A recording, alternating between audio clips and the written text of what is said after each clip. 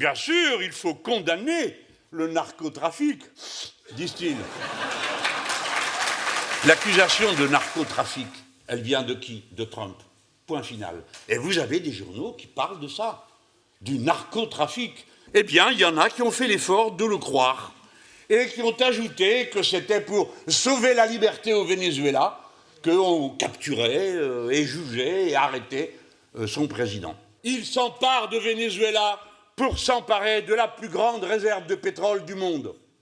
La plus grande réserve de pétrole du monde. Comme il s'était attaqué à l'Irak, qui avait pourtant été financé pour faire la guerre à l'Iran, à partir du moment où, pour rembourser sa dette que personne ne voulait négocier, Saddam demandant de passer le baril de pétrole à 13 $, il était à 9. Aujourd'hui, il est à 60. On lui a dit, ça, mon vieux, débrouillez-vous, pas question.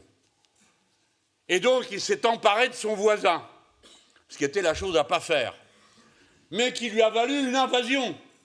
Pourquoi? Parce que les États-Unis d'Amérique ne pouvaient pas accepter que l'un des gros producteurs de pétrole de la zone, qui était déjà l'Irak avant, en plus, s'étant emparé du Koweït, devienne un acteur sur le marché du pétrole tel qu'il tiendrait la dragée haute à qui? Aux autres puissances pétrolières, notamment pour la question des prix. Les États-Unis d'Amérique ne défendent rien d'autre que leur propre intérêt, et ils l'ont toujours fait. Les États-Unis d'Amérique, si vous voulez suivre les guerres dans le monde, vous avez un bon repère. Suivez les pipelines, suivez les gazoducs, et alors, vous êtes certain de trouver pourquoi il y a la guerre. Jamais la guerre n'explose pour une autre raison que des intérêts et la défense des intérêts matériels. Après s'en être pris à la Colombie, le voilà qui s'en prend au Mexique. Il dit, ah bah c'est un gouvernement de narcotrafiquants. Pardon? Comme c'est un gouvernement de gauche, c'est un gouvernement de narcotrafiquants? Qu'est-ce que c'est que cette histoire? Déjà, Claudia Sheinbaum a répondu à chacune des demandes. Vous dites que vous voulez combattre le narcotrafic, dit-elle, bon, on est d'accord.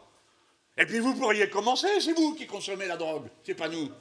C'est vous qui vendez les armes, c'est pas nous qui les produisons. Eh bien, pour combattre le narcotrafic, combattez la consommation de drogue et cessez de vendre librement des armes de guerre. Et sans doute déjà la situation serait meilleure. Quant au reste, on s'en débrouillera nous-mêmes, dit-elle. Car évidemment, Trump avait dit on va venir régler ça chez vous. Non, ils ne le feront pas. Il a dit le Mexique doit se ressaisir car la drogue afflue à travers le Mexique. Et nous allons devoir faire quelque chose. Eh bien oui, faites ça. Saisissez les armes et convainquez vos concitoyens de cesser de se droguer, peut-être en vous demandant pourquoi ils le font et pourquoi ils se sentent si malheureux.